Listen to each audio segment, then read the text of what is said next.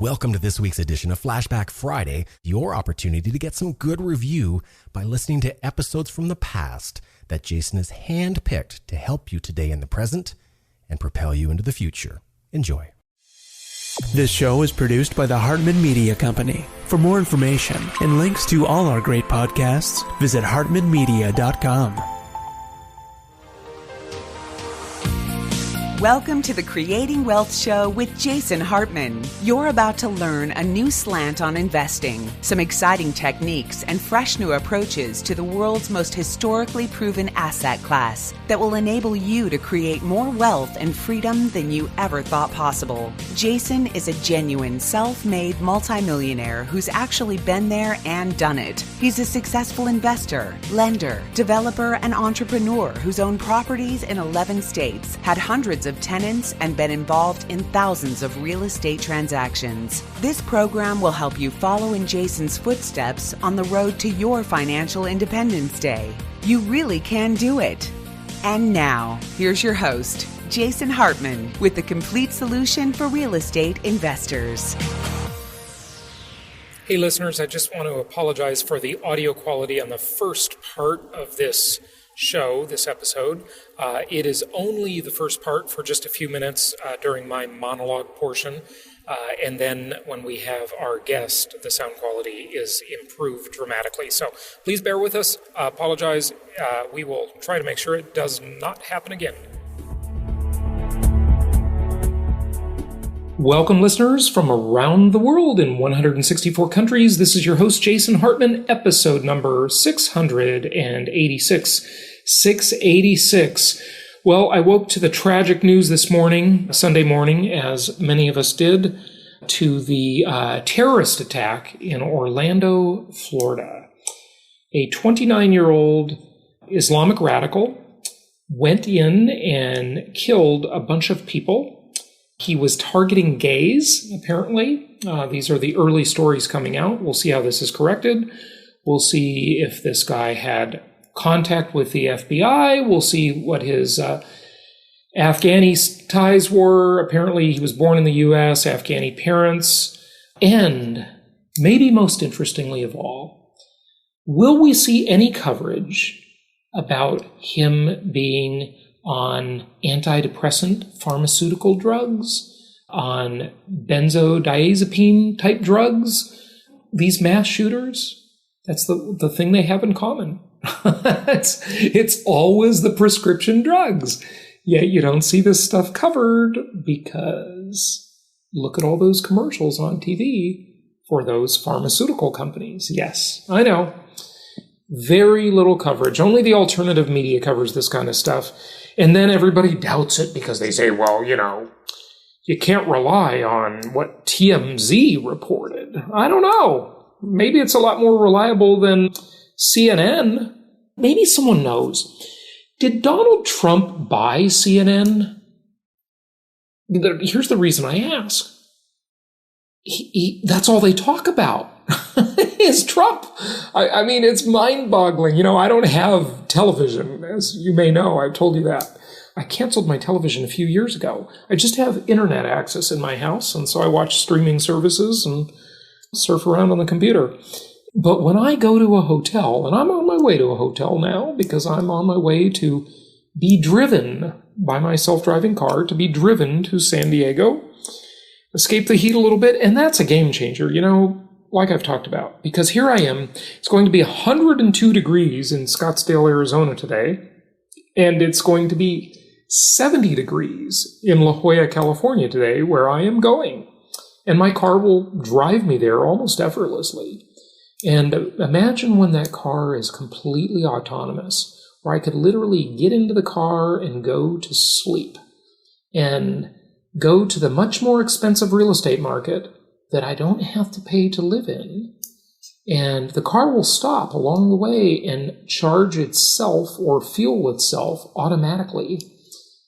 And I don't even have to wake up. The whole time I can be driven there, 5.5 hour, 6 hour drive.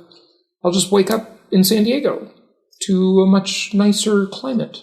Now, listen, Arizona, 8 months of the year, has the best climate on the planet, if you ask me. I love it here. 8 months of the year. It's spectacular, literally spectacular. But of course, in the summer, it's tough. It's hot, but it's a dry heat. So that self-driving car thing will change the game. But I tell you, back off my tangent, anytime I go to a hotel and I turn on the Communist News Network or the Clinton News Network or the Crisis News Network, CNN. CNN has so little credibility anymore. It's mind-boggling. But not with a large percentage of the population. They still do. So I turn it on, and all they are talking about is Trump this, Trump that, Trump everything else, Donald Trump, this, that, and the other thing. Some stupid thing he said. Did he buy that state? Did he buy CNN? Did Ted Turner sell CNN to Donald Trump? You just gotta wonder. You just gotta wonder. But yeah, tragedy, another terrorist attack on U.S. soil. And as terrible as this is, I bet there will be a lot more. So be ready. You don't see this stuff happen in Texas. I wonder if this is ever going to happen in Texas. Is someone going to go into a nightclub in Texas and kill a bunch of people when all those Texans would just pull out their sidearms, because a bunch of them will have them with them, and shoot back? He'll get off a round or two, and then he'll be dead. So, I don't want to live in the Wild West. I live in Arizona. I can certainly carry a gun around anytime I want here. It's super easy. No permit needed, but I don't. Or at least I don't often. I'll say that just in case you might wonder. But yeah, it's tragic. They always pick the places where people aren't armed. You look at Europe, nobody's armed. So that's a prime target. That's where most of this kind of stuff happens. It's really sad. Our world, especially the left is the most guilty of this. The folks on the left, they always attack the symptom and never attack the cause. Attack the cause, not the symptom. That's what you have to really look at. What is the cause? Is it a radical religious ideology?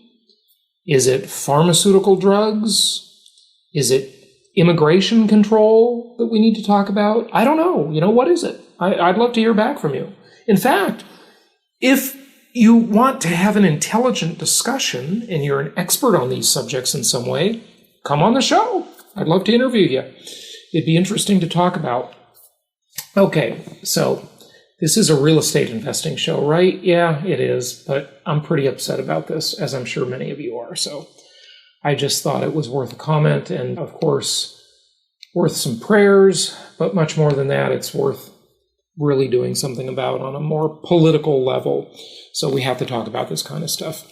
Welcome to this week's edition of Flashback Friday, your opportunity to get some good review by listening to episodes from the past that Jason has handpicked to help you today in the present and propel you into the future. Enjoy. But yeah, so let's talk about an investor journey. Let's hear from one of our great clients today who has recently started her journey to build a great real estate portfolio, realizing that the pension system will not solve the problem. Again, more symptom and cause discussion. These pensions are totally overrated. They're going to be debased potentially through inflation. It's a huge concern. So you have got to plan and act and create your own security in the world. That is all any of us can do nowadays. I remember Earl Nightingale talking years ago about the laid-off steelworkers in the Rust Belt areas.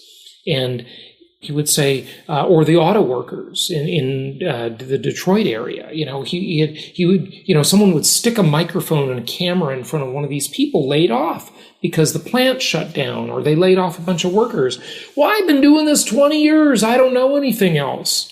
And Earl Nightingale's comment would, you could learn how to do heart surgery in your spare time in 20 years. Okay? We have got to take and make our day job simply the stepping stone to our ultimate goal of building a very nice investment real estate portfolio. I have graduated, if you will, in my own portfolio into some bigger things, which are kind of cool and interesting, but they are much more complicated. I still love the humble single-family home. I just bought a couple more of those myself. I'm going to be buying more as I go down my own path of undiversifying. I freely admitted one of the mistakes I've made is that I've over-diversified. So I'm trying to be a little less diversified. If I can get myself down to like 7 markets, 5 would be even better, but 7 would be great. Lucky 7 different real estate markets between my apartment complex holdings, mobile home park, single-family home holdings. I would be super happy about that. Again, your mind can remember 3 to 5 things really easily. You can keep track of that in your head and really know what's going on with your portfolio. So don't over-diversify, but do be diversified. Remember, part of the 10 Commandments. And then the next 10 Commandments. And by the way, we're going to be playing on some future episodes here some recent live recordings where I've updated some of this stuff, and I think you'll enjoy that. I know you've told me you've enjoyed the past recordings, but we update this stuff. When we do these live events, there's a new spin, some new details, some new distinctions on it. We're also going to analyze an interesting duplex with our guest here today, a Balboa Island duplex. That's in Newport Beach, California. See if you like that deal. Let me tell you about some of the other great shows we've got coming up. Gosh, we've got so many in the can now. For a while there, we were a little short on inventory. We're going to be talking about retirement risk and how to plan around uncertainty for a successful retirement. That'll be with Jamie Hawkins. We're going to talk about a heist in the Federal Reserve with Matthew Quirk. Kevin Maney's going to be here from Newsweek talking about how to play bigger, how pirates, dreamers, and innovators create and dominate markets. We're going to talk about, we got a little more, another interview on the Chinese market, talking about breaking ground and Chinese investment in U.S. real estate. Arthur Margon from Rosen Consulting Group and the Asia Society. We've got John R. Lott coming back, which, by the way, I opened up talking about the gun control silliness. It really is. It just doesn't make intellectual sense. And intellectual honesty is in short supply today. But we're not going to talk about that. It just so happens the author of that great book, More Guns, Less Crime, John R. Lott, will be with us to talk about economics and how do we regain control of our future. He writes for the American Enterprise Institute and Fox News. We've got Congressman Dr. Paul Brown with us to talk about economics and the Constitution, flat tax, job growth, and more. Yeah, we got some good stuff coming up. So really some interesting shows, a lot more than that. So anyway, let's get to our guest. Let's talk to one of our clients, Michelle, who recently attended our Cincinnati, Ohio market, Cincinnati sort of Dayton in between market tour and Creating Wealth seminar. And she's got some good comments for you on that. Visit HartmanEducation.com and check out some of our great educational products there that go into a lot of this stuff in more structured, detailed manner. That's at HartmanEducation.com. And of course, properties at JasonHartman.com. And we will be announcing another event soon. We're working on that now, so stay tuned for that as well on future episodes. And let's get to our guest and talk to Michelle. Hey, I wanted to welcome one of our clients to the show, and she's a newer client, but a longtime listener to the podcast, and that is Michelle from the San Francisco Bay Area. Michelle, how are you? I'm great, Jason. How are you? Good. Thanks for joining us. And you are a musician, so you've got a very nice microphone, and you sound great. Thank you. This is a totally professional interview here, folks. I'm sure I sound terrible compared to Michelle, so, unfortunately, that's not supposed I think it's supposed to be the other way around. But you joined us for our last Meet the Masters event last January, and then for our Ohio property tour and Creating Wealth seminar recently. How do you like it? I loved it, and I would absolutely recommend it to anyone who's out there listening. If you're on the fence and you're wondering if this real estate investing is for real, I just would recommend that you go to an event because you'll meet people and you'll see that there are real people who are actually doing it, and that it's not a scam. It's actually a real thing, and it works. And there's a lot of people out there doing it and doing very well. Yeah, thanks for mentioning that. I really want to encourage listeners to come to events, at least come to one. So you'll get to meet us and know what we're all about and meet our clients. It would be much easier, Michelle, and everybody listening, for us to just be sort of this online business, right? Where we didn't do live events. Live events are a loss leader for us. They're not profitable by the time you make it all happen and promote it and so forth. But they are profitable for us in the sense that once people come to events and meet other, more important than meeting me or our team of investment counselors and our staff, whoever happens to be at that event, it's meeting the actual people, the other listeners to the show, the other clients, hearing their stories, and the good and the bad and the ugly. It's not all roses by any means. And I don't know, Michelle, either of are those the only two events you've been to, Masters and then this last Ohio property tour? Yes. Yeah. Okay. Masters was my first event. Did you hear any horror stories? Not at Masters, no, but I did meet a lot of really wonderful and interesting people, and got to hear, where they were in their investment journey, and it just really gave me confidence to actually pull the trigger, because it's scary. Yeah. And you're sort of the typical kind of investor that we have. I'd say the largest section of our clients are people that are in your similar situation. They've got a home that's appreciated. They've got a lot of equity in it, as do you. It's that old concept. We used to have this ad. It was a great looking ad. I wish I could find the image. We hired an illustrator to make it and everything. And it was when really the vast majority of our clients were from California, because that's where I started out. It said, turn your castle, meaning your home, into a kingdom. And the idea was harvest the equity from your highly appreciated home or your paid down mortgage that you've been sitting on for years, either one, and diversify it around the country into these much more sensible, stable, linear markets. So you have the best of both worlds. You still control that asset. You still own it. You just refi that money out and buy some other income properties that make sense, that actually work. You wanted to talk about that and pensions and so forth. And I love how you say, because as we were off air before we started, you talked about this whole idea that is so ingrained in society. And of course it's ingrained because Wall Street has lobbied Congress and they've had laws passed. I don't know how much of they were behind ERISA, but probably a lot back in the 70s. And they've been promoting these ideas for decades of that we've got to sock all our money away in the stock market rather than use it today I think you could use it in a much better fashion, and wait till you're 59 and a half or 70 to enjoy it. What did you say about that? Share that with the listeners. I thought that was a really good thought. Well, it's just this idea that your hard-earned money doesn't really belong to you, and that the government's basically saying, we'll let you put your money away so that you can have it when you're 70. Right? Rather than as if that money doesn't belong to you in the first place, that you didn't earn it. Right. So why should you be able to enjoy it during the prime of your life? Right. When you have, the energy and vitality to travel the world or do whatever you want to do. But instead they're saying, no, you should really just stick that away where you can't touch it without great penalties. And we'll just let you have some of it when you're 70. Mm-hmm. But isn't that a good idea, though? I'll just play devil's advocate with you for a moment. The government encourages people to save money for their future rather than the government taking more in taxes and then promising to give it back to us later when we don't have an income, right? Or where do you come down on that? Well, that's sort of nanny statism, right? It's the idea that you are not intelligent enough to do something good with your money.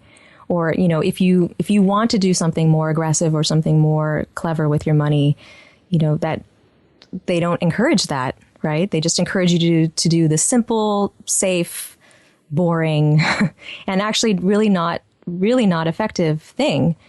with your money. I mean, the reason why I'm here, Jason, is because I did the math.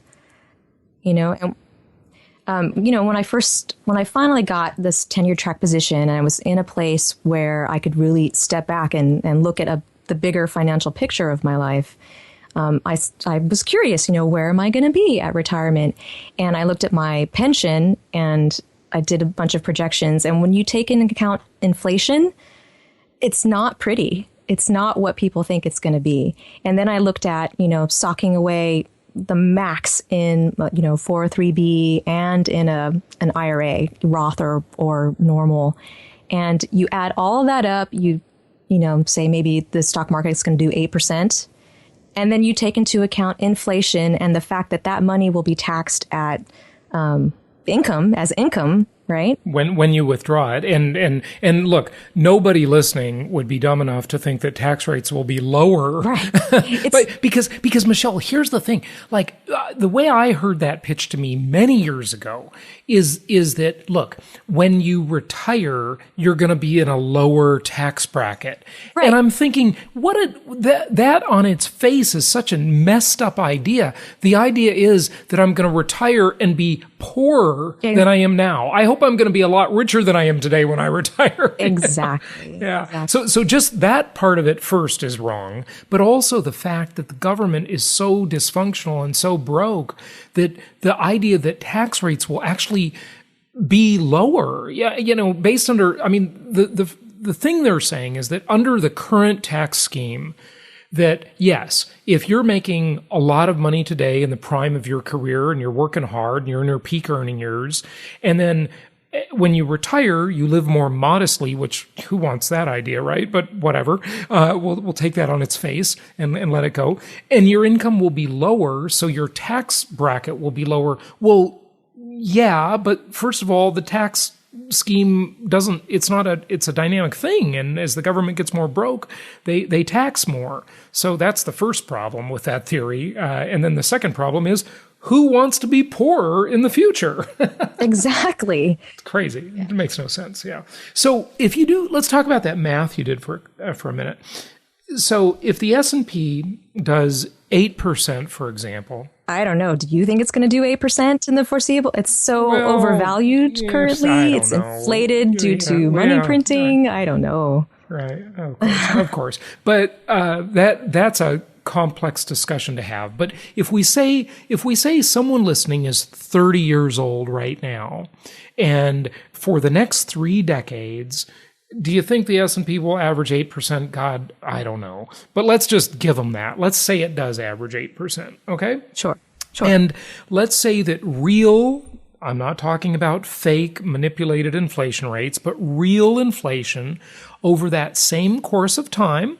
Okay. Now, Michelle, that when I presented the inflation-induced debt destruction concept last weekend in Ohio at the Creating Wealth seminar, inflation from 1972 to 2001, in that 30-year mortgage period, any one of the millions of people that had 3-decade-long mortgages at fixed rates back then, inflation averaged 5.3%. In official numbers, this is what the government told us it was, which is always they're estimating lower, okay? The CPI said 5.3%. And I think you can assume that whatever the official number is, you can conservatively add 50% to that. Mm-hmm. Okay, now you argue with me if you want. Maybe, some people would say you can make it double. That if the government said it was 5.3 on average, then it was 10.6. I'm not going that far. The fact that they don't take into account energy, which everyone uses and has to use, you don't have a choice, and food. Right. All you have to do is be the person who drives and goes shopping in your household, and you know that it's all a lie. Right. But the distinction is, though, that's in the core rate of inflation. That's not the CPI. Okay, so in the CPI, they do count that stuff, but they manipulate the hell out of it. Yeah, they don't. Yeah. It's not real. Right, it's not real. Of course it's not real. We know that for sure. Any sophisticated person knows the government is lying about, they're manipulating the inflation rate massively. So let's just say that over the next 3 decades, the S&P does 8%, and real inflation is 7.5%. Okay? 7.5. Or, assume it's lower. Say it's 5%. I did 4% and was still horrified. Right. Well, yeah. Okay. And did you do 8% on the S&P? Yes. Okay. And I've just plugged it into some, there's some great online calculators you can find. Sure. Yeah. So I just plugged in all these different scenarios and was shocked. Yeah. Okay. So here's why Michelle is shocked, I think. Okay. I'm going to just tell me if I'm wrong. You were shocked because if it's 4% inflation and 8% return on your funds in the S&P, then you're going to get taxed either if you convert that into a Roth, you're going to get taxed immediately, or later you're going to get taxed when you start to withdraw. And the tax rate will probably be much higher. But look, you live in my former home state, the Socialist Republic of California, and I love what you say. You say, it's lonely being a libertarian in San Francisco. It really is. But it's shocking because you would think, with all the supposed free thinkers that, these ideas would have more traction out here, but it is what it is. Yeah, right. That's very true. So your tax rate is probably going to be somewhere in the neighborhood of 40 to 45% when you include all state inclusive, and federal. Right. Yeah. And then there are a bunch of other taxes we won't even talk about. So you're going to pay, just round it. Say you're going to pay 40% of that. You're hardly making any gain. You're not making any. Yeah. You treading water. Right. You have inflation at 4%. You have return at 8%, and then you pay 40% in taxes when you take withdrawals and distributions later. The whole thing just doesn't work. You're absolutely right. It doesn't work. So that's what attracted you to real estate investing, right? Well, when I realized that, I just, said, well, there just has to be another solution. So I just, I literally went to the library and checked out every book I could find on investing, stocks and real estate. And I just looked up every podcast I could find and just started learning. And I stumbled across yours and just kept coming back to it over and over again. And really started thinking about it and learning about it, and it's the only way. Yeah. What books did you look at and read? And any recommendations? Good, bad, ugly? I'd like to hear about that if you remember which ones. The ones that I ended up liking the best? Yeah, or the ones that you didn't like, you too. Well, I started out, looking at stocks. So of course there's, the Intelligent Investor. Right. Famous book. One that supposedly it's Warren Buffett's book, or the one that influenced him. Right. Value investing. So I was trying to figure out, what's all this value investing? And I read Tom Vogel. What's the Vanguard guy? Bogle. I think that Jack is Bogle, the little book of investing. Right. And basically, the more I learned about it, the more I learned that you cannot beat the index, right? Mm-hmm. That's sort of the common wisdom now. That's the random walk down Wall Street concept. I read that one. Is a very famous book, yeah. And you can't beat the index, so that's the best you can do is find a no-load index fund. Right, and that's the Vanguard philosophy. Right. If you're going to be in stocks, I don't totally disagree with that. I just think you're in the wrong thing if you're in stocks. So, but conceptually, I think that's what's hilarious about all these people spinning their wheels on Wall Street. They all think they're going to beat the index. They're going to beat the high frequency traders. They're going to beat the professionals that live, eat, and breathe this stuff. It's all they do. It's their whole life. And they can't beat the indexes. It's like it's hilarious. The hedge fund managers can't. That's what I'm saying. Yeah. Right. Warren Buffett's going to win his bet. That's what I'm saying. It's hilarious that people actually can talk about this stuff with a straight face. It's just mind-boggling to me. Yeah. So you came to the conclusion after all of that stuff that real estate was the thing. Do you have a second best favorite? For real estate? Oh, gosh. After real estate. Oh, you mean for investing or for books? Yeah, no, for investing or books, either one. I was talking about investing when I asked the question, but either. I mean, of course, there's Rich Dad, Poor Dad is the classic. Read that many years ago. And then there's so many on real estate investing. And I am drawing a blank. William Nickerson's book. Oh, that's great. That's a classic old stuff. William Nickerson I think he started writing books about it in the late 50s. Oh, no, he was before that. Oh. Yeah, it was like late 50s, or at least his story started in the late 50s, one or the other. It's a great story. He's got one, I think his really famous one is called How I Turned $1,000 into $1 million in my spare time in real estate, or some crazy thing like that. Yes. And that guy was legit, he did the real thing. But keep in mind that he was doing that in a different environment. There was a lot of inflation that he benefited from during some periods of his investing career. So that was part of it. But yeah, his stuff's great. It's just you have to add a zero to everything. That's all. I remember when I was hearing a synopsis on an audiobook of his story, and the narrator said, and he bought his first property for, wait for it, and it was like $7,000. Or something like that. And it was in Redondo Beach. I'm kidding. I don't know where it was, but it was in some high-end area, sort of. And that's a funny story. But yeah, Bill Nickerson's great. He was really one of the first, I think. Mm-hmm. To contrast that, you want to hear about an amazing deal, Michelle. Tell me what you think of this deal. Now that you are an educated investor, I got one in my former hometown, Orange County, California. This is in this really charming area called Balboa Island. Okay. You might be looking at this because I showed you where it was in that Facebook group.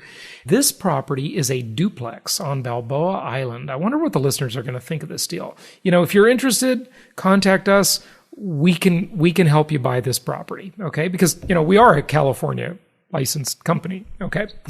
So here you go. You ready? The price. Well, before I tell you the price, let me tell you some other stuff about it. It's 2 units. Okay. So the total size of the building for both units is 4,579 square feet. And the price it was built back in 1976, 2 stories. It's 100% occupied. Both sides are occupied. And the price per unit, this will give away the overall price, obviously, is $1,750,000 per unit. So it's $3.5 million for the duplex. And the gross rent multiplier, we really never talk about this one as a metric, but it's so mind-boggling that I thought I'd share it. It's 54.01 is the gross rent multiplier. And that gives you a cap rate of, like they said in the William Nickerson book, wait for it, 0.56% cap rate. 0.56. Now, all of you listeners who understand this, or you've gone to jasonhartman.com and clicked on properties and looked at the pro formas, you'll see cap rates anywhere from probably 7 to 12% in that range. Okay. And most of them will be around 8 to 8 or 9%. Yeah, something in there, right? So this cap rate is it doesn't even have 1. It's less than 1. Okay. It's 0.65 or 56%. I cannot believe how terrible this deal is. But it's in California. Oh yeah, that's right. That must magical golden land. Oh yes, magical golden land. I love it. Yeah. So here's the income on this property is $64,800, and the operating expenses are $43,427, leaving an NOI, a net operating income. Look, if you invest $3.5 million, this is going to be your NOI, your net operating income. It's going to be $19,430. Sign me up, Jason. Yeah, but here's the funny thing. Lots of people will buy this kind of thing all day long.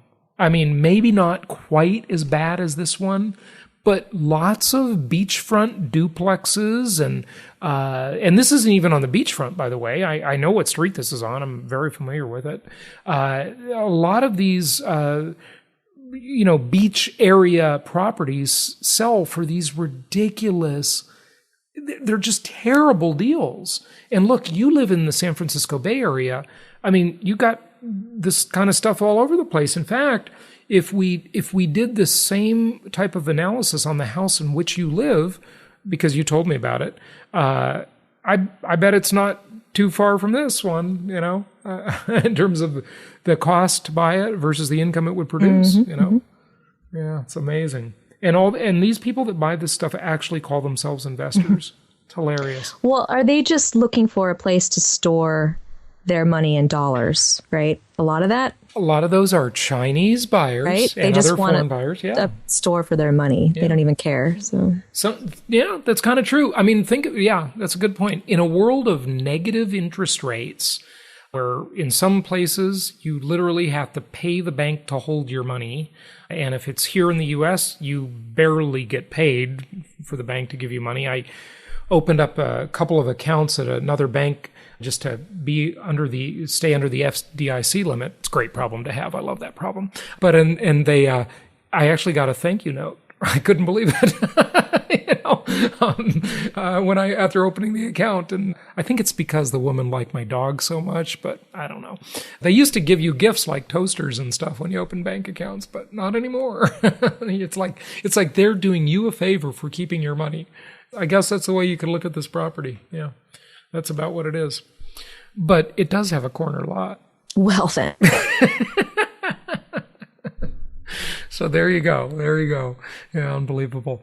What else should we talk about? Anything? How about more of do you want to talk any more about the fears of doing this and that type of thing, Michelle? Sure. I mean... Yeah, some of the concerns you've had and some of the things that have gone through your mind. Well,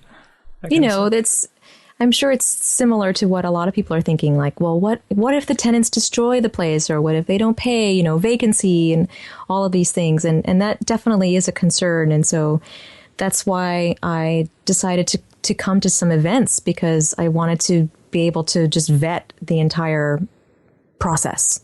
That's what's great about Meet the Masters, is that you meet a lot of different providers. And, you can kind of get a sense from their presentation as to how organized they are.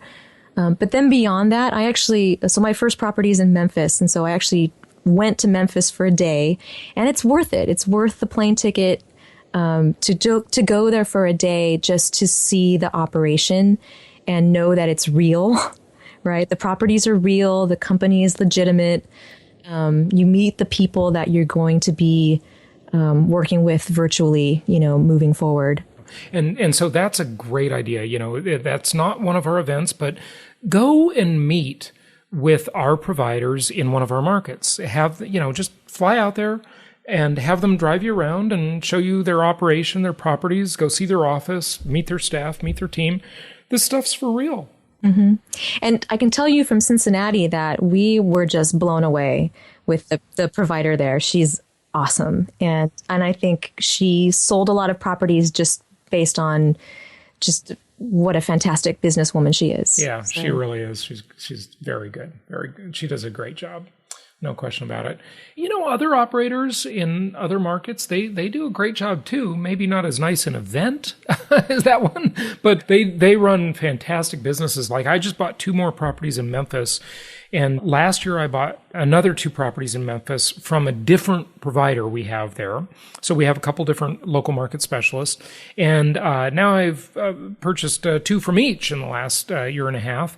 It's interesting. They both do a great job in a different way. They have different personalities and different ways of doing things. And that's part of that whole embrace the fragmentation concept. But yeah, phenomenal. And I was really pleased that I got properties as good as I did, because I got to tell you, I was in fear that wouldn't happen given the dwindling inventory challenge. Well, I'll tell you what surprised me when I started doing this, when I was actually shopping and was going to pull the trigger, was that it's actually competitive, right? You do need to be able to make up your mind very quickly, because if you don't, someone else will. And actually that gives me some pause, because it makes me think, well, why is everyone in such a hurry? Or why aren't people taking a little bit longer to do their due diligence? But I think once you get to a certain point in your investing, you don't need to. You just know. Yeah. Well, yeah, it's the first time is the hardest. And after that, you just kind of get a sense of it, and it's really not that big a deal. But yeah, you just know. And you might miss a couple of properties and lose them, and just try not to get too discouraged. And then another one will come along. That's really all you can say. But yeah, good stuff. Well, hey, this has been great having you share some of your experience and some of your thoughts on the show, Michelle. Thank you so much for doing that.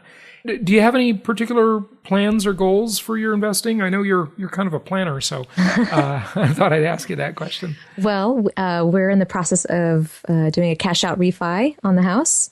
And Oh, good idea. Yep. Good idea. I like it. Got a great rate. It's locked in. So just waiting for that to close. And then I'm going to go shopping for some properties. I'm hoping to get my first 10 loans done this year. And then after that, we can do another 10 for my husband. So. Yeah, that's great that you can do 10 loans each, and you're both working. Yes. With great jobs, by the way. And so that's a perfect plan. 10 loans each, and hopefully that'll loosen up in the future to where you can even do more loans. You know what seems so crazy to me is that really, if you think about it from a lender's perspective, they should feel more secure making loans on sensible, prudent income properties to borrowers than they should about loaning people money on their own home. Because on their own home, they have no income. That's just a completely risky deal, if you ask me. If people get laid off from their job or get into financial trouble one way or another, their own home is the hardest one to support because it doesn't have the income. The investment properties, the tenant is paying the debt for you. Now, not with that duplex on Balboa Island, mind you, but not even close. But on sensible ones, it is, right? Yeah. Yes. Yeah, absolutely. So 10 loans each, and then onward and upward from there, maybe even more, right? Oh, definitely. Yeah. No, the goal is to, 40, 50, something like that. Fantastic. Yeah. Good job. I don't want to retire to the state teacher's pension. Yeah. You're not into that? You don't think that's a good deal? I don't know. It's going to be there. Well, I think. I mean, who knows? That's a very valid concern. I think people in Chicago or Illinois in general are feeling that, and in California, I think there's good cause to think that too. There's no security. You got to make your own security in the world, especially nowadays. So, do that, and do that by planning and acting, and not relying on the government or anybody else for your security. Good, Michelle. Thank you so much for sharing this today. I appreciate it, and happy investing to you. Sure. Thank you for having me. I've never really thought of Jason as subversive, but I just found out that's what Wall Street considers him to be. Really? Now, how is that possible at all? Simple. Wall Street believes that real estate investors are dangerous to their schemes because the dirty truth about income property is that it actually works in real life. I know. I mean, how many people do you know, not including insiders, who created wealth with stocks, bonds, and mutual funds? Those options are for people who only want to pretend they're getting ahead. Stocks and other non-direct traded assets are a losing game for most people. The typical scenario is you make a little, you lose a little, and spin your wheels for decades. That's because the corporate crooks running the stock and bond investing game will always see to it that they win. This means, unless you're one of them, you will not win. And unluckily for Wall Street, Jason has a unique ability to make the everyday person understand investing the way it should be. He shows them a world where anything less than a 26% annual return is disappointing. Yep, and that's why Jason offers a one-book set on creating wealth that comes with 20 digital download audios. He shows us how we can be excited about these scary times and exploit the incredible opportunities this present economy has afforded us. We can pick local markets untouched by the economic downturn, exploit packaged commodities investing, and achieve exceptional returns safely and securely. I like how he teaches you how to protect the equity in your home before it disappears and how to outsource your debt obligations to the government. And this set of advanced strategies for wealth creation is being offered for only $197. To get your Creating Wealth Encyclopedia Book 1, complete with over 20 hours of audio, go to jasonhartman.com/store. If you want to be able to sit back and collect checks every month, just like a banker, Jason's Creating Wealth Encyclopedia series is for you. This show is produced by the Hartman Media Company, all rights reserved. For For distribution or publication rights and media interviews, please visit www.hartmanmedia.com or email media@hartmanmedia.com. Nothing on this show should be considered specific personal or professional advice. Please consult an appropriate tax, legal, real estate, or business professional for individualized advice. Opinions of guests are their own, and the host is acting on behalf of Platinum Properties Investor Network, Inc. exclusively.